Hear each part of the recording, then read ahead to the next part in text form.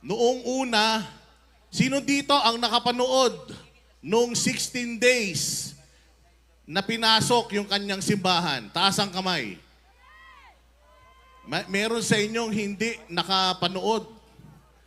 Pero first time po na mangyari sa history ng Pilipinas na ang isang simbahan pinasok ng mga kapulisan, 6,000 ang gustong hulihin isang pastor na walang sinaktan kahit isang tao.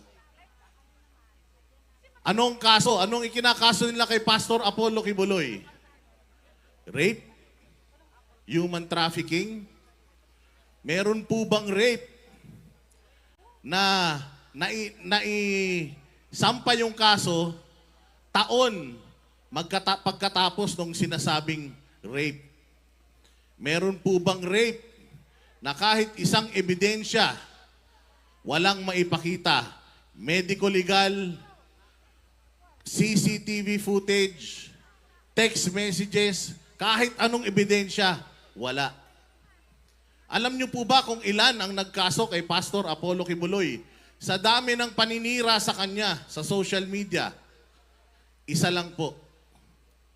Isa lang. Sa dami ng mga testigo sa Senado nung hearing niya, isa lang po ang nagsampa ng kaso.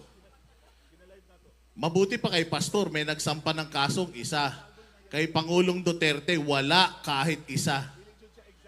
Noon, nung pinasok ang KOJC at sumisigaw ang mga miyembro ng KOJC ng pang-aabuso, walang pumansin sa atin.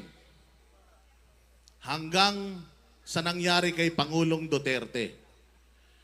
Sino sa inyo ang ayaw sa nangyari kay Pangulong Duterte? Taas ang kamay. Maling-mali na ang isang Pilipino ipamigay natin sa ibang lahi. Meron naman tayong korte sa Pilipinas. Naniniwala ba kayo sa mga ikinakaso kay Pangulong Duterte?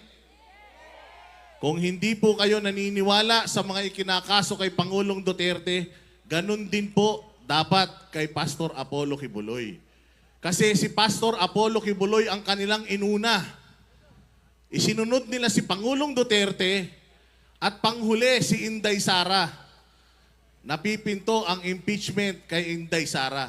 Kaya importante na maiboto natin itong 10 kandidato na ito